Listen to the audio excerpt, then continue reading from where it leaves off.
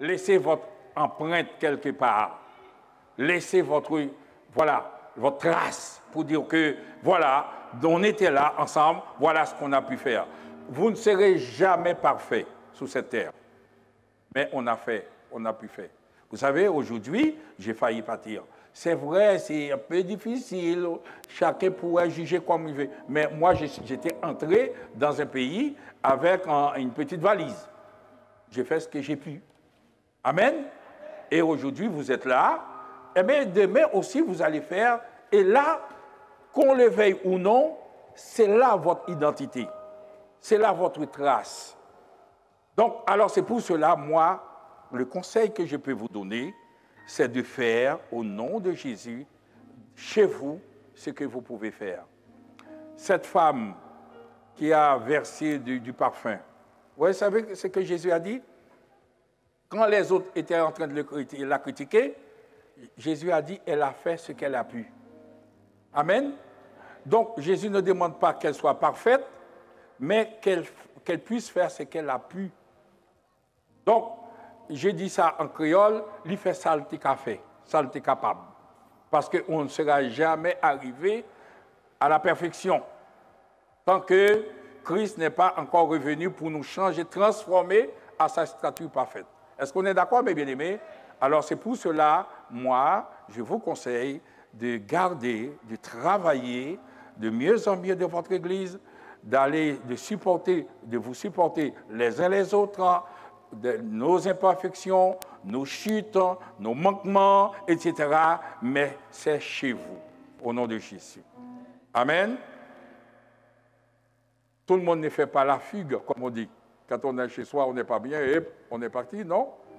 On prend la clé, même si on va pleurer, mais on rentre chez nous. Est-ce qu'on est d'accord, mes bien-aimés? Que Dieu vous bénisse. Amen. Alléluia. Alors, je dois partager avec vous quelques paroles en ce qui concerne le baptême, le grand événement qui a eu lieu hier. Hier, on a dit, la Bible nous dit, il y a la joie dans le ciel pour un seul pécheur qui se répand. Voilà, il y a de la joie. J'ai dit hier, je disais, et je pense pour moi personnellement, la seule fois dans ma vie que j'ai pu créer la joie dans le ciel, c'est parce que j'ai donné ma vie à Dieu et j'ai accepté le baptême, j'ai fait ce que Dieu me demande de faire, puisque la Bible nous dit, il y a la joie. Toutes les autres fois, eh bien, voilà, par nos chutes, nos manières de faire, eh bien, on n'arrive pas, mes bien-aimés, etc. Et ces deux bien-aimés, les 9 personnes, ont créé hier de la joie. Le ciel était content, le ciel s'était réjoui hier de ce que des personnes sont venues à la repentance et ont donné leur vie pour le Seigneur. Alors, le texte que j'aimerais appuyer, et comme vous savez bien, j'espère ne pas rester trop longtemps puisque on va prier, c'est Marc 16, verset 15 à 20. Marc 16, verset 15 à 20. Alors, je lis pour vous, puisque l'heure avance. Puis, il leur dit, « Allez par tout le monde, prêchez la bonne nouvelle à toute la création. Celui qui croira et qui sera baptisé sera sauvé. » Alors, j'aimerais vous porter une attention ici. Celui qui croira, et qui sera baptisé sera sauvé, mais celui qui ne croira pas sera condamné. Voici les miracles qui accompagneront ceux qui auront cru. En mon nom, ils chasseront les démons, ils parleront de nouvelles langues, ils saisiront des serpents, et s'ils boivent quelques breuvages mortels, il ne leur fera point de mal. Ils imposeront les mains aux malades, et les malades seront guéris. Le Seigneur, après leur avoir parlé, fut enlevé au ciel, et il s'assit à la droite de Dieu. Et ils s'en allèrent prêcher partout. Le Seigneur travaillait avec eux, confirmait la parole par les miracles qui l'accompagnaient. Amen. Bien. Et le premier verset a attiré mon attention et j'aimerais aussi attirer votre attention sur le premier verset. Puis, il leur dit, allez partout le monde, prêcher la bonne nouvelle à toute la création. C'est ce que nous sommes en train de faire. L'Église, le fait de placer une Église dans une ville, c'est une manière indirecte de prêcher l'Évangile. Et c'est pour cela, la Bible nous dit, à chaque fois que nous prenons la Sainte Seine, c'est-à-dire nous annonçons la mort du Seigneur jusqu'à ce qu'il vienne. C'est un témoignage.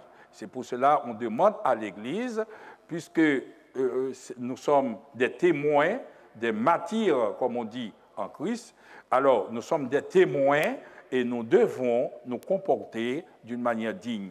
C'est pour cela, de temps en temps, on demande aux chrétiens de ne pas se garer devant les bateaux des gens, parce que vous ne devez pas être en signe de nuisance pour les voisins. Vous devez être une source de bénédiction. Il faut que dans vos gestes et faits, les gens puissent se poser la question pour savoir, mais nous vivons dans un monde d'agressivité, nous vivons dans un monde de violence, mais ces gens-là, nous ressentons au plus profond d'eux-mêmes une paix que nous n'arrivons pas à expliquer, une paix qui attire maintenant la curiosité des voisins pour venir voir qui nous sommes et qu'est-ce qui a produit en nous cette paix, cette sûreté, etc. Alors, c'est-à-dire que, et voilà, nous sommes, le fait d'être ici, nous sommes déjà, même sans rien dire par nos chants, même dans les quatre murs, et ce sont des témoins qui annoncent la bonne nouvelle. Alors, maintenant, celui qui croira et qui sera baptisé. Alors, le mot ici, j'aimerais apporter une attention ici. Celui qui croira et qui sera baptisé sera sauvé. Celui qui croira et qui sera baptisé. Regardez les mots. Celui qui croira d'abord et qui sera baptisé ensuite. Voilà, les mots, on appelle ça des coupes de mots, des phrases qui sont toujours ensemble, bien souvent dans toute la Bible, quand on dit croire, mais on voit aussi baptême. Et il y a l'autre mot qui arrive, mais il dit, celui qui ne croira pas sera condamné. Tous ces mots-là sont pratiquement ensemble, marchent toujours ensemble. Ordinairement, ce que nous faisons nous-mêmes, on se dit, moi j'ai... déjà, il faut commencer par ce que le monde pense du baptême. Les catholiques pensent, et si vous dites à une personne, mais êtes-vous chrétien ou bien acceptez-vous Jésus? Il va dire oui, un Français va dire oui. Moi, j'ai été baptisé quand j'étais enfant. Moi, ma mère m'a dit qu'il m'avait présenté, enfin, même pas présenté, c'est-à-dire j'étais allé devant le prêtre, il a aspergé, c'est-à-dire qu'on voit des gouttes d'eau sur mon front, et là, j'étais baptisé, j'ai reçu le baptême. Donc, je suis chrétien, je suis né chrétien. C'est une doctrine catholique. Et la Bible va nous montrer le contraire. Et heureusement, je n'ai pas besoin ce matin d'expliquer le sens du baptême, puisque la Bible explique, je vais lire tout à l'heure pour vous, qu'est-ce que la Bible nous dit du baptême. Qu'est-ce que le baptême d'après la parole de Dieu? Je ne peux pas mieux expliquer que la Bible elle-même. Donc, nous voyons, etc. Ce que nous faisons bien souvent, vous et moi, nous disons, voici les miracles qui accompagnent ceux qui ont cru. En mon nom, ils chasseront des démons. On veut tous faire des choses. Mais il y a des préalables. Des préalables, la première chose, c'est d'accepter vraiment le Seigneur Jésus de tout son cœur, de tout son être, de toute sa pensée, de donner sa vie à Christ. Et cette vie qu'on a donnée à Christ d'une manière personnelle, c'est-à-dire que ça se passe dans le cœur, mais nous devons concrétiser cela par le baptême qui est un témoignage public. Car la Bible va nous dire, celui qui me confesse devant les hommes, moi aussi, je vais le confesser aussi devant mon Père qui est dans les cieux. C'est-à-dire que il y a des fois, bien souvent, vous et moi, nous nous arrêtons à « j'ai accepté Christ ». Alors, quand on accepte, c'est très bien, il y a un bon départ, mais ça ne suffit pas, mes bien-aimés. Ça ne suffit pas, et soit on obéit à la parole, ou on ne le fait pas. Regardez, mes bien-aimés, je vais lire beaucoup de choses avec vous. Puisqu'il y a un premier passage, c'est l'ordre que Jésus a donné. Maintenant, nous voyons dans les actes des apôtres, comment ça s'était passé.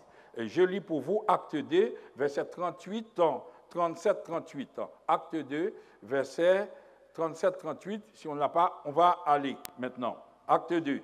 Après avoir entendu ces discours, ils eurent le cœur vivement touché. Ils dirent à Pierre et aux apôtres, « Hommes frères, que ferons-nous » Pierre leur dit, « Repentez-vous, écoutez, repentez-vous, et que chacun de vous soit baptisé au nom de Jésus pour le pardon de vos péchés, et vous recevrez le don du Saint-Esprit. » Allez, celui qui croira et qui sera baptisé, l'apôtre Pierre va dire exactement la même chose, croira, repentez-vous d'abord et que chacun soit baptisé, conforme à l'Écriture, conforme à ce que Jésus lui-même avait dit, etc. Donc, le baptême, on ne peut pas croire sans être baptisé. Le problème qui empêche le baptême, eh bien, peut aussi nous empêcher d'aller au ciel, parce qu'il a dit, celui qui croira et qui sera baptisé sera sauvé, mais pas seulement celui qui croira. Est-ce qu'on est d'accord, mes bien-aimés? Alors, donc, ce sont des principes clairs et que chaque personne doit être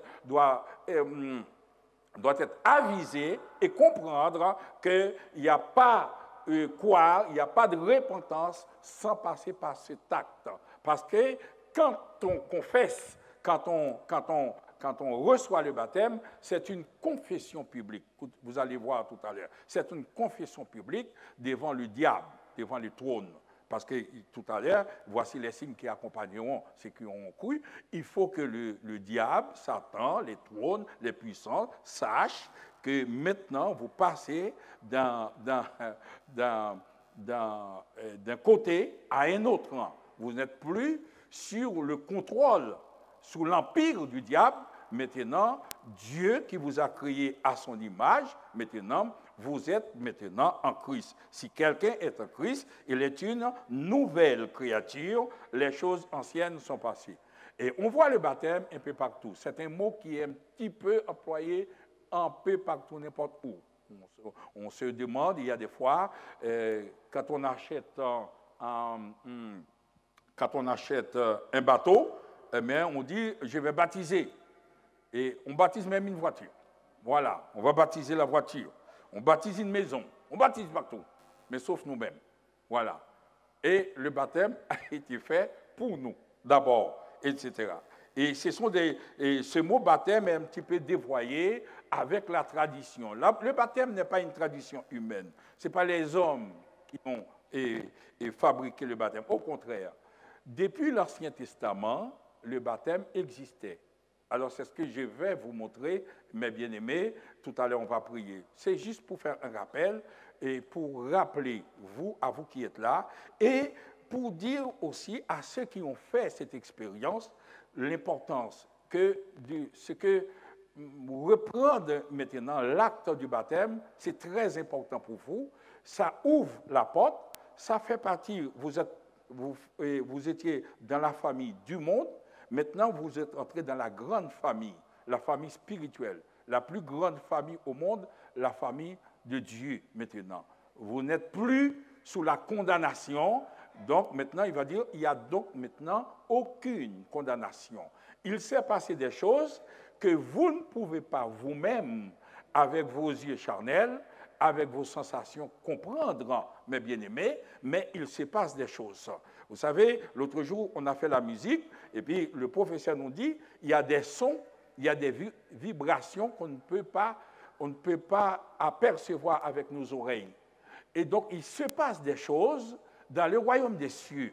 Quand vous acceptez Jésus comme votre sauveur personnel, c'est un acte qui vous paraît un peu anodin. C'est-à-dire, bon, on fait ça comme ça. Mais devant Dieu, ça, il y a une valeur extraordinaire. Il y a non seulement devant Dieu, mais devant le diable aussi. Il sait qu'il a perdu une bataille énorme. Et tout à l'heure, je vais vous montrer, mes bien-aimés, comment le diable va déchaîner au nom de Jésus. Le baptême, c'était dans le plan de Dieu, dans le cœur de Dieu, dans le projet de Dieu. Parce que puisque l'homme, Dieu, n'était pas surpris par ce qui s'est passé dans le jardin d'Éden, ce n'est pas un accident qui s'est passé, Dieu est le Dieu omniscient. Il savait que l'homme allait tomber, il a préparé aussi le salut pour les hommes, etc.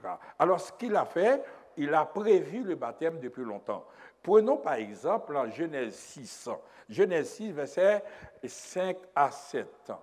L'Éternel vit que la méchanceté des hommes était grande sur la terre et que toutes les pensées de leur cœur se portaient chaque jour uniquement vers le mal. Avant d'aller plus loin, on va s'arrêter là. Mais bien aimés, vous savez, ça, c'est sous Noé depuis longtemps, Genèse 6. Mais aujourd'hui, qu'est-ce qui change aujourd'hui? C'est comme si ce verset, c'est un verset qui a été écrit aujourd'hui même. L'Éternel vit la méchanceté des hommes était grande. Vous ne voyez pas la méchanceté des hommes aujourd'hui? Que toutes les pensées de leur cœur se portaient chaque jour uniquement vers le mal. Est-ce que nous ne voyons pas ça, mes bien-aimés? Voilà ce que Dieu a dit maintenant. Et c'est pour cela, donc il est important, mes bien-aimés, dans ce monde qui se porte uniquement, leurs pensées se portent uniquement vers le mal, il est important de faire ce pas géant, de quitter ce monde-là, etc., et de venir à Christ. C'est très important pour vous.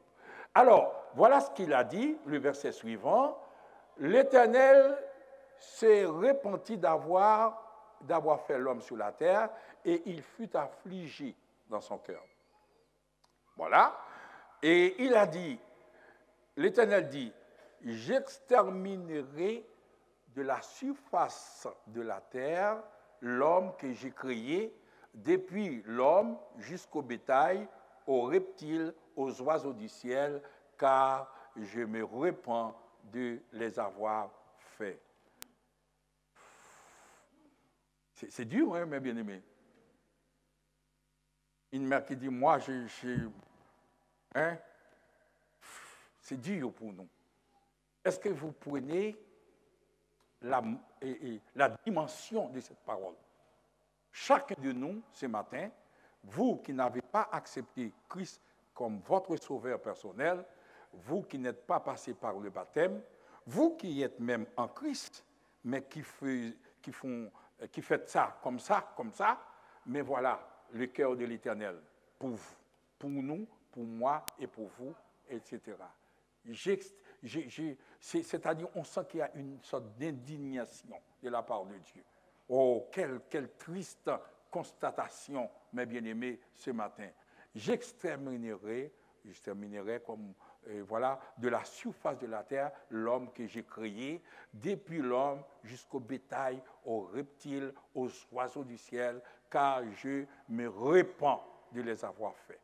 Alors, que Dieu nous bénisse. Heureusement, Christ est là ce matin pour nous donner cette possibilité de quitter ce monde qui a attristé le cœur de Dieu et maintenant de faire la joie de notre Seigneur Jésus-Christ. Et puis, on va continuer, mes bien-aimés, et c'est terminé? Oui, de les avoir faits. Alors, on voit maintenant la tristesse de Dieu, le cœur de Dieu, etc., puisque la pensée de tout homme.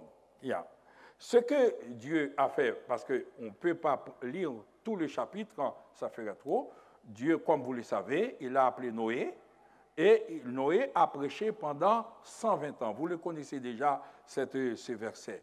Pour dire, répentez-vous, car le royaume des cieux est proche. Est-ce qu'on est d'accord, mes bien-aimés? Regardez ce qui s'est passé. Et maintenant, comme nous faisons ordinairement, ce que nous faisons, nous prenons une partie et nous laissons les autres. J'accepte Christ, ça suffit. Voilà ce que la Bible nous dit. Dans le verset 22, le même chapitre 6, verset 22, l'Éternel a dit, c'est ce que fit Noé. Il exécuta tout ce que Dieu lui avait ordonné. C'est-à-dire, le salut, c'est un tout, c'est un commandement. On ne fait pas ce qui nous arrange et laisser les autres, et laisser l'autre de côté. On fait soit on est en Christ, soit on n'est pas en Christ. Avant d'entrer dans l'âge, attention mes bien-aimés, avant d'entrer dans l'âge, la Bible a constaté, a dit clairement, le verset n'est pas là comme hasard, c'est pour dire tout simplement, et voilà, c'est ce que fit Noé, il exécuta tout ce que Dieu lui avait ordonné. On ne peut pas entrer dans l'âge avec moitié, à moitié. Soit on est en Christ, soit on ne l'est pas. Est-ce qu'on est d'accord, mes bien-aimés? On est tout entier. Comme on dit, on n'est pas des trains. On ne peut pas rouler sous des rails en même temps. On l'est ou on n'est pas. Et c'est là, maintenant, l'Éternel a maintenant le constat qui a été fait. Donc, ici, nous constatons le baptême, c'est un jugement. Vous allez voir que, comme il a dit, celui qui croira et qui sera baptisé sera sauvé, et celui qui ne croira pas sera condamné. Et ça va se passer depuis l'Ancien Testament exactement pareil.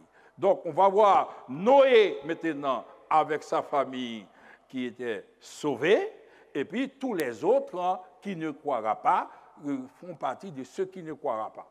Alors, pourquoi? Bon, je ne dis pas pourquoi, mais Dieu était obligé de passer par le déluge, parce que pour enterrer autant de personnes sur la terre, on a vu ce qui s'est passé avec la Covid. Alors, il y a tellement de morts, on était obligé de les mettre comme ça. Il a fait un grand cimetière, et puis il a fait l'eau passer, laver, nettoyer, et tout ça, pour repartir à zéro. Donc, c'est-à-dire, c'est un jugement, c'est le baptême consiste à nous séparer du monde, du malheur, de la condamnation, etc., et à nous mettre à part pour Dieu, pour servir fidèlement. Voilà, il y a un verset, comme je vous ai dit, qui va confirmer cela. Au lieu de dire moi-même le sens du baptême, prenons par exemple 1 Pierre 3, versets 18 à 22. 1 Pierre 3, versets 18 à 22. Christ aussi a souffert une fois pour les péchés, lui justant pour des injustes, afin de nous amener à Dieu. Ayant été mis à mort quant à la chair, vous savez que Christ n'avait pas besoin de mourir, il ne peut pas mourir, il est Dieu de toute éternité.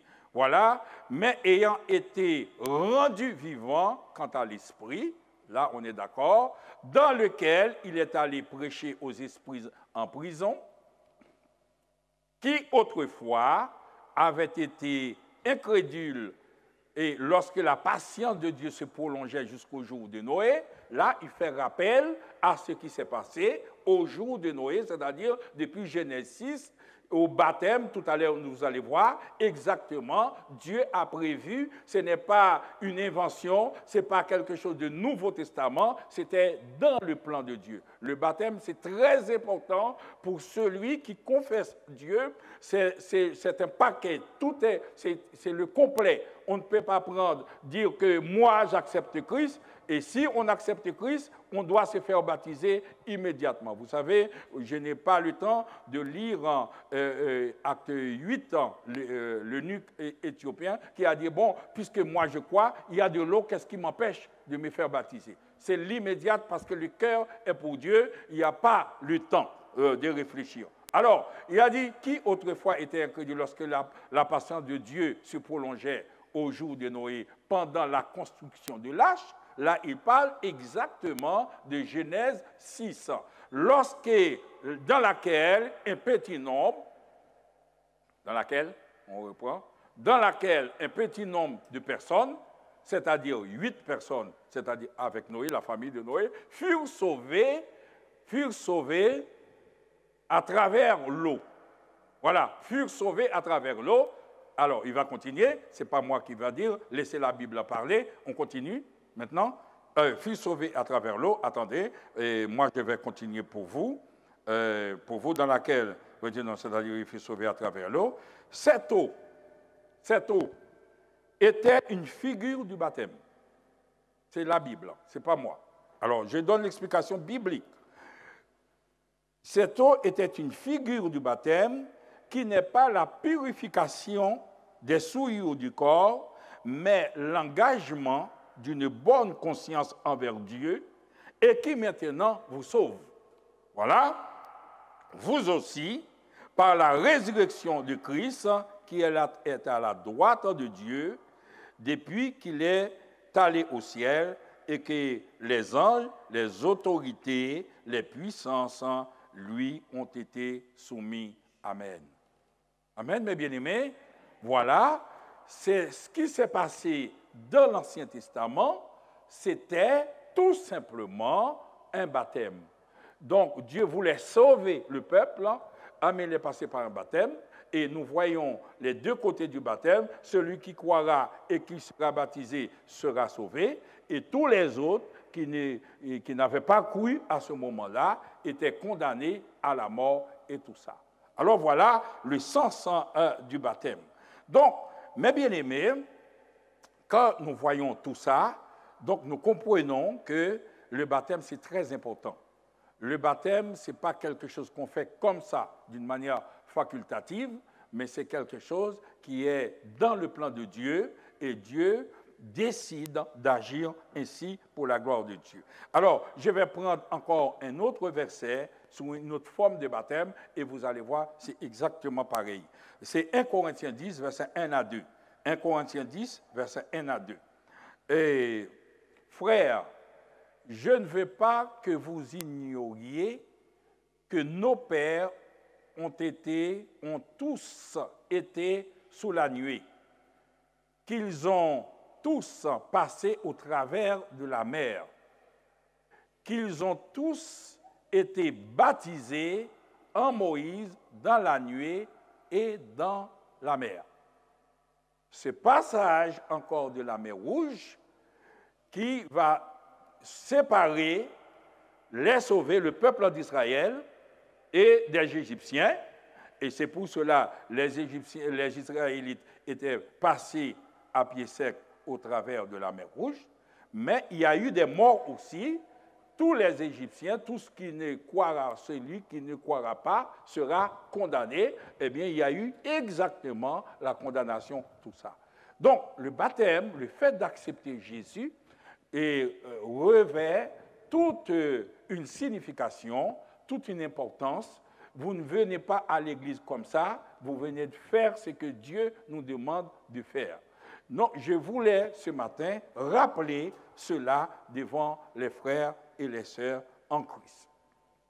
Maintenant, il y a le côté, voici les signes qui accompagneront. Je ne vais pas prendre cela parce que vous connaissez déjà, mes bien-aimés, tout le monde aime avoir des miracles. C'est vrai, Dieu fait miracles, Dieu agit encore. Parce que Dieu est en train de jeter la pluie de l'arrière-saison sur son Église. Car la Bible dit, là où le péché abonde, la grâce surabonde. Dieu est en train de qualifier des frères et des sœurs, des jeunes, et comme la Bible nous dit dans Joël. Et Dieu ne fait pas exception d'âge, ni de visage, ni de couleur, ni de nationalité. Une fois qu'on ait le cœur disposé maintenant pour voir Christ, Dieu manifestant dans la vie. Et au nom de Jésus, Dieu est le même hier, aujourd'hui, éternellement. Et comme je vous ai dit, il y a des miracles encore qui doivent se passer sous cette terre avant le retour de Christ, au nom de Jésus. Non seulement les aveugles voient, les marchés, mais les morts. Il faut que les cadavres ici. Alléluia, mes bien-aimés. Et comme on dit que chez nous, les enterrements, il faut gâter les enterrements, détourner les enterrements, que les gens qui étaient venus avec des tristesses, des pleurs, des grincements de dents, puissent sortir avec la joie. Alléluia. Ah, ça, c'est déjà passé. Il y avait une mère qui était tellement attristée. Et Jésus a vu cette femme. La Bible nous dit que Jésus a eu la compassion pour cette femme. Il a dit, arrêtez maintenant. Arrêtez le cercueil. Arrêtez maintenant. Et puis Jésus a fait quelque chose au nom de Jésus. La personne avec vous, mes bien-aimés, il est le même hier, aujourd'hui, l'éternellement. Jésus peut faire ça. Mais il y a un autre endroit, mes bien-aimés, et je vais vous prévenir là-dessus. Vous savez, mes bien-aimés, je vous dis une chose, il y en a parmi vous. Dieu a mis sa main sur vous. Dieu a un plan pour vous, de révolutionner non seulement cette église, cette ville, mais la France. Il y a un problème, et c'est ce problème que je vais m'arrêter avec vous avant d'aller. Parce que je ne peux pas sortir de vous prévenir tout ce qui peut se passer. Je vais lire, avant d'aller de dire ça, je prends maintenant Jean 15. Hein? Jean 15, c'est moi qui vais lire pour vous. Jean 15. Je vais lire un passage pour vous avertir, mes bien-aimés. Que, vous savez, mes bien-aimés, l'évangile, il y a les deux côtés.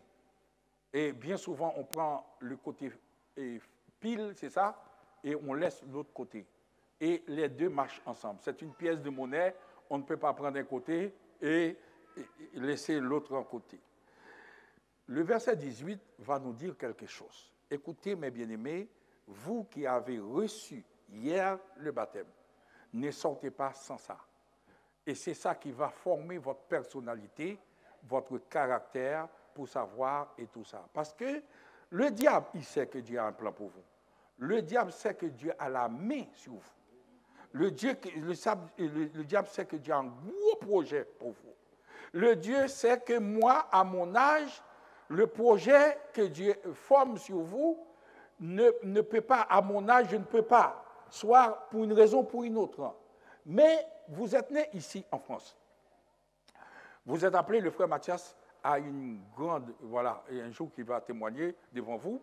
Vous savez, moi, je ne dis pas, alors je ne sous-estime pas.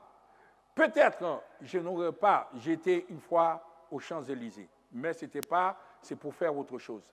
Mais vous pouvez être secrétaire des Champs-Élysées. Donc, vous avez la main de Dieu sur vous. Il y a de fortes chances que vous rencontrez M. Macron ou un autre président. Donc, moi, je ne peux pas. Aujourd'hui, peut-être pas. Voilà, je dis, je ne peux pas, peut-être pas. Vous êtes appelé à travailler avec des ministres. Mais quand vous avez l'onction sur vous, la paix soit avec vous, vous ne laissez pas le diable ravir. Parce que la Bible va nous dire, retiens ferme ce que tu as, afin que personne ne prenne ta couronne. Combien d'échecs, combien de fois Dieu, le Saint-Esprit, prépare des personnes, surtout des jeunes, pour faire éclater sa gloire, et puis ils partent, on ne les voit pas. C'est pour cela que je vous dis, restez là où vous êtes. Dieu connaît votre adresse. Le Saint-Esprit a quelque chose à faire. Est-ce qu'on est d'accord, mes bien-aimés? Alors, c'est pour cela, mes bien-aimés, vous devez être prêts, préparés. Quand vous voyez les flèches du diable que vous puissiez identifier ces flèches, mais que vous puissiez rester à votre place, attendre la bénédiction, la grâce. C'est Dieu qui vous a appelé. Dieu a un plan pour vous. Et vous savez, mes bien-aimés, quel que soit, qu'on le veuille ou non, c'est seul le plan de Dieu qui va s'accomplir dans votre vie. Que Satan fasse ce qu'il veut, au nom de Jésus, c'est le plan, le monde passera, les gouvernements passeront, etc., et passeront, et tout ça, mais Dieu reste toujours le même hier, éternellement. Voilà ce qui se passe. Et c'est pour cela, bien souvent, je vous dis, vous passez à côté des merveilles. Et il faut arrêter de promener des regards inquiets. David a eu des soucis. Je vais lire pour vous tout à l'heure. Non, je ne vais pas aller là. Je lis le verset. Si le monde vous hait, et Jean 15, écoutez avec beaucoup de respect, Jean 15, à partir du verset 18. Si le monde vous hait, sachez qu'il m'a haï avant vous. On est d'accord, mes bien-aimés? Donc, ce n'est pas du nouveau, c'est la Bible qui va parler. OK. Si vous étiez dans ce monde, le monde aimerait bien ce qui est à lui, puisque vous êtes à lui. Et c'est pour cela, vous voyez, ceux qui font du mal, tous les jours ils font, mais ils restent toujours, ils dorment et tout ça, parce qu'ils sont du monde. Le diable n'a pas, le diable sait que c'est à lui. Mais parce que vous n'êtes pas du monde, et que je vous ai choisi du milieu du monde. Écoutez, à cause de cela, le monde vous hait. Non, ce n'est pas fini. Souvenez-vous de la parole que je vous ai dite, le serviteur n'est pas plus grand que son maître. S'ils m'ont persécuté, ils vous persécuteront aussi. Est-ce qu'on est d'accord, mes bien-aimés? C'est la parole de Dieu, je préfère. S'ils ont gardé ma parole, ils garderont aussi la vôtre. Mais ils vous feront toutes ces choses à cause de mon nom, parce qu'ils ne connaissent pas celui qui m'a envoyé. Si je n'étais pas venu et que je leur eusse point parlé, ils n'auraient pas de péché. Mais maintenant, ils n'ont aucune excuse de leur péché. Oui, mes bien-aimés. Et c'est pour cela que vous faites très attention de ne pas vous associer avec des gens qui font n'importe quoi à l'église. Voilà. Celui qui me hait est aussi le Père. Si je n'avais pas fait parmi eux des œuvres que nul autre n'a faites, ils n'auraient pas de péché. Mais maintenant, ils les ont vus. Ils ont haï, et moi, et le Père. Mais cela est arrivé afin que s'accomplisse la parole qui est écrite dans leur loi. Ils m'ont haï sans cause. Quand sera venu le consolateur que je vous enverrai de la part du Père, l'Esprit de vérité qui vient du Père, il rendra témoignage de moi, et vous rendrez témoignage parce que vous êtes avec moi dès le commencement. Maintenant, je vais vous dire ce que Jésus a parlé aux disciples. Voilà ce qui se passe maintenant. Vous savez que pratiquement tous les disciples, je dis pratiquement tous les disciples, ont été décapités à cause de cette parole-là. La paix soit avec vous. Pour laisser ce que, maintenant que j'ai la Bible, la parole de Dieu, ils ont payé de leur prix. Et que quand on est en Christ, l'apôtre Paul va dire, je n'ai fait aucun cas de moi-même. Si vous voulez être un instrument puissant entre les mains de Dieu, soyez, mes bien-aimés, avec toutes les flèches, mais gardez la tête froide au nom de Jésus. Alléluia. Depuis, je vais lire maintenant, quelque chose qui n'est pas dans la Bible. Je vais essayer de lire pour terminer. Depuis la naissance de l'Église, les apôtres et ceux qui se sont étroitement associés à eux ont subi d'intenses persécutions. On les a ridiculisés, méprisés, dénoncés, pourchassés, arrêtés, battus, jetés en prison. Ça, c'est les disciples. Hein. Et ça, et voilà.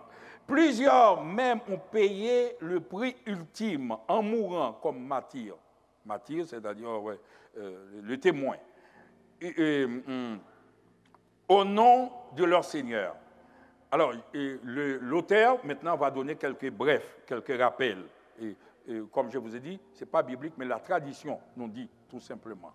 Un bref survol de la tradition chrétienne de l'Antiquité nous révèle que Pierre, André et Jacques, fils d'Alphée, ont été crucifiés.